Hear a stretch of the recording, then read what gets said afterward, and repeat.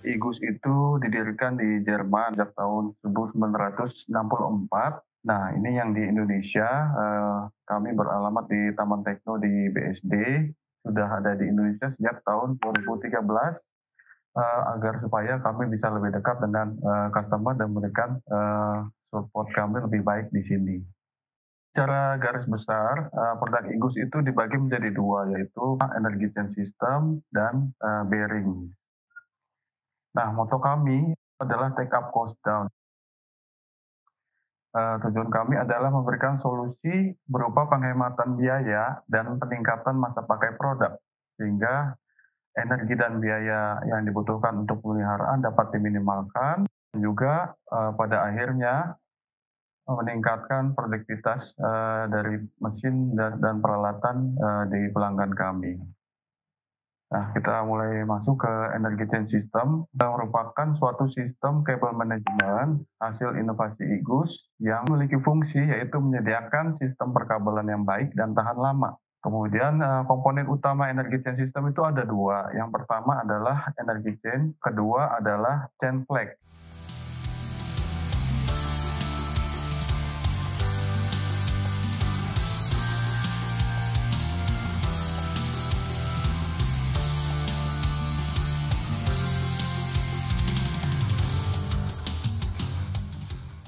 Sekarang kita masuk ke topik yang utama, apa yang dimaksud dengan peralatan bergerak. Sistem kabel konvensional yang sering digunakan pada peralatan bergerak adalah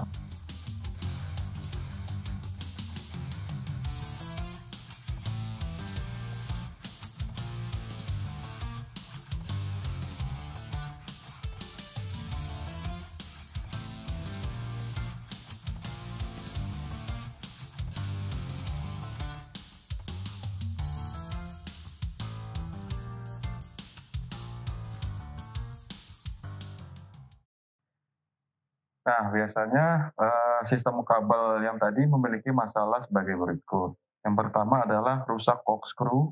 Jadi kabelnya yang tadinya lurus setelah dipasang beberapa bulan atau tahun menjadi seperti ini, seperti kabel telepon. Nah, itu bisa dihindari dengan solusi dari IGUS, yaitu menggunakan kabel IGUS yang memiliki bundle stranding.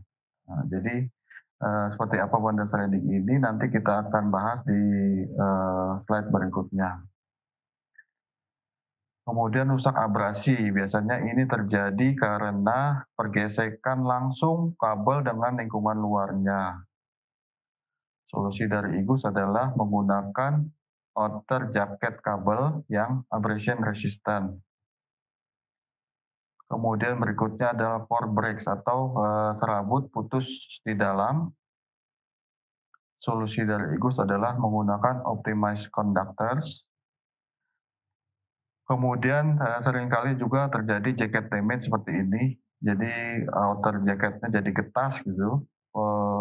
Biasanya kalau kabel PVC kena oli langsung akan terjadi kerusakan seperti ini. Solusi dari IGUS adalah menggunakan outer jacket dengan material yang tepat. Keseluruhan sistem kabel yang sudah kita bahas di awal itu dapat digantikan dengan energy chain dari IGUS. Seperti apa test lab-nya? Nah, kita bisa lihat di dalam video berikut ini.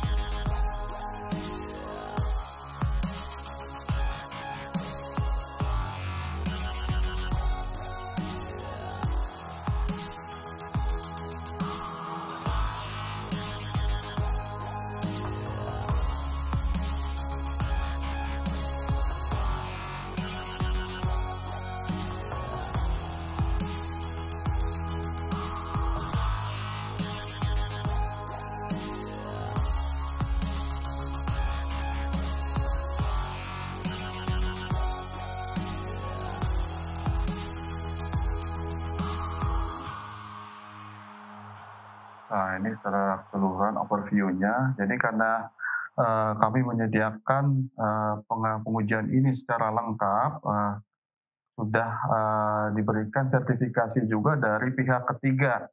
Ya, di sana namanya lembaga UL di US itu sudah memberikan sertifikasi terhadap, bukan hanya kabel tapi metode pengujiannya pun sudah disertifikasi oleh UL sebagai satu-satunya di dunia yang, paling cocok untuk pengujian energi chain dan kabel di dalamnya.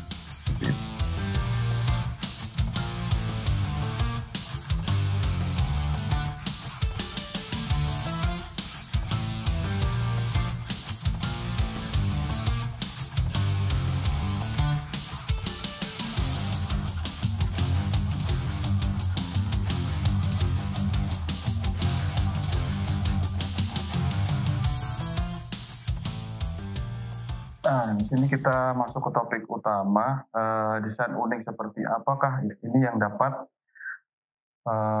menghemat biaya dan meningkatkan produktivitas.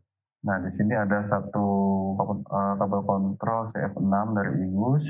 Di sini sudah kita terapkan, eee, 7 rules for good cables, artinya, dengan aturan inilah Igus mendesain kabel khusus untuk, energy chain. Yang pertama adalah di tengah kabelnya terdapat center element untuk menghilangkan pengaruh tarikan. Jadi rasanya tanpa center element ini yang ditarik oleh mesin yang bergerak tadi ada serabut kabelnya. Jadi seringkali terjadi kerusakan putus di dalam.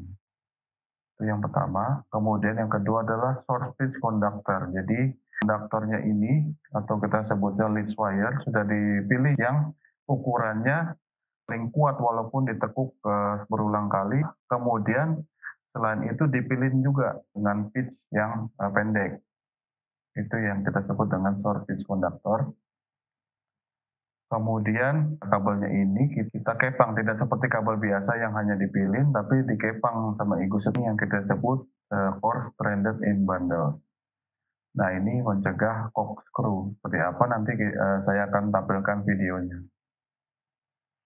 Kemudian insulation material untuk inner jacketnya dari core ini juga kita sudah pilihkan yang abrasion resistant. Jadi walau dia bergesekan itu bisa tahan. Selain itu dicor juga. Jadi setelah stranded in bundles ini dilakukan pengecoran lagi di sini untuk inner jacketnya. Jadi waktu dia ditekuk tidak terjadi pergesekan antara core di dalamnya, yaitu yang menambah dia lebih awet lagi dan mendukung ketahanannya terhadap corkscrew selain ada core stranded in bundle tadi. Kemudian di sini ada shielding. Shieldingnya Igus beda dengan kabel biasa. Seperti apa nanti saya akan tunjukkan videonya. Ini mencegah electromagnetic interference dengan lebih baik. Dan yang terakhir adalah outer jacketnya dipilih dengan material yang paling tinggi kekuatannya terhadap abrasi. Dan juga karena desain kami yang bagus ini, sudah ada bermacam-macam sertifikasi dari seluruh dunia, ada CE, kemudian ROHS, juga untuk clean room, biasanya untuk industri microprocessor, kemudian ada IEC dari Kanada, kemudian UL dan NFPA dari Amerika. Kabel kita juga halogen free. Untuk pewarnaannya ada sertifikasi dari Eropa, dari Desina.